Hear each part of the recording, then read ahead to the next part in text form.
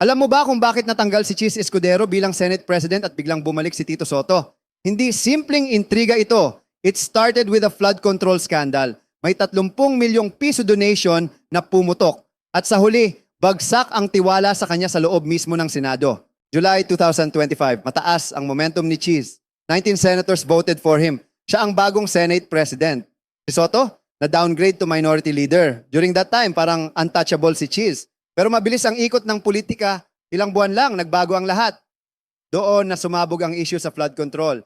Overpriced projects, ghost deals, anomalous bidding. Lahat ng klaseng anomaly nandyan. Tapos may contractor na hindi nakatiis. Naglabas siya ng bomba. Nagbigay ako ng 30 milyong piso sa campaign ni Escudero. Ito ang catch. Bawal ang donation from government contractors. The moment tinanggap mo yon, automatic conflict of interest. At si Cheese, siya mismo ang Senate President na dapat mamuno sa investigasyon sa flood control.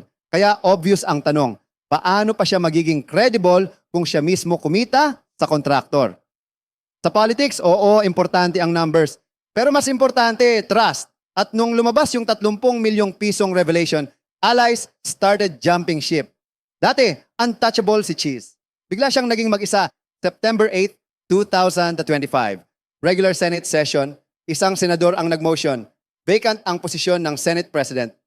Cheese, hindi na lumaban. Alam niyang wala na siyang numero. Zubiri nominated Tito Soto, Legarda seconded, at walang kumontra. Unanimous ang boto. Boom! Balik si Tito Soto as Senate President.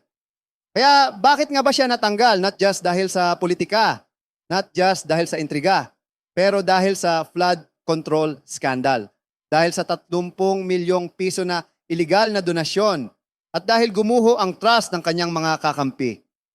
Sa politika ng Pilipinas, minsan hindi kailangan ng malakas na bagyo para pabagsakin ang isang leader. Minsan, isang maling cheque lang, sapat na para tangayin ang buong Senado.